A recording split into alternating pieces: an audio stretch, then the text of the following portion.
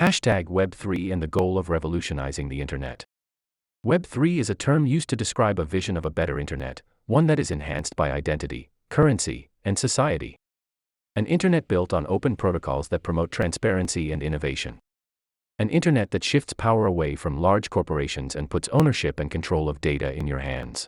Welcome to Market Melody, your market insight source. This is episode number 8 of What's in My Wallet. Web3 eliminates the need for intermediaries and third parties, allowing you to directly own your identity and digital assets like never before. It represents a shift from an internet of information to an internet of value. Let's face it, we all need the internet. It connects us with people all over the world, enables us to learn efficiently, and provides an endless resource of knowledge. We don't want to lose any of that. I believe the relationship between platforms and users needs to change to better serve us. To serve you and me better. And that's Web3. We're in the early stages of Web3, where programming networks like Ethereum enable new innovations to sprout. Web3 topics include 1. Digital payments via cryptocurrencies. 2. Direct ownership of your personal identity, content, and assets.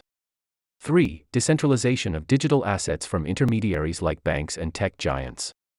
4. Transparent and open applications built on community-based or public blockchains. 5. Distributed ownership and representation for ordinary users building, maintaining, and governing online platforms. 6. Building on top of other applications to make the entire ecosystem more valuable, like assembling Lego blocks.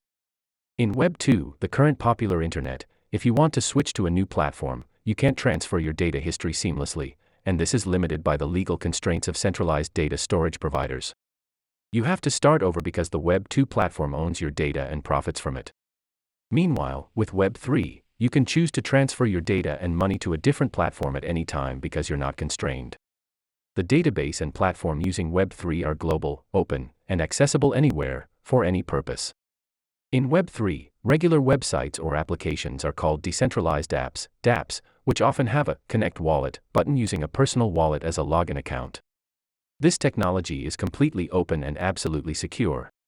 So, the question is, what do you care about? Art. Creators can interact directly with their fans, receiving payment directly from them or partners without the intervention or dependence of intermediaries. Cut costs while earning more money, your service is cheaper. Finance. Web3 provides millions of unbanked people with easy and free access to finance. Identity. You control your online identity, and you decide whether to reveal part of that identity or not. Ownership. Web3 technology allows for digital items to have scarcity value, whether they are digital transaction cards, event tickets, in-game items, digital music, or art.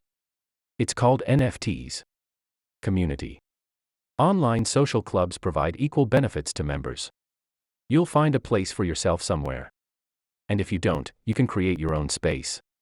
The movement behind Web3 represents a fundamental change in our world, freeing information and identity from limitations, breaking away from censorship and control from a centralized source. Conclusion. So we just learned more about Web3. The concept of Web3 is still new and abstract to many people. In the next episodes, I will try to explain in detail the components of Web3. Thank you, and don't forget to like, subscribe, and turn on the notification bell to support us.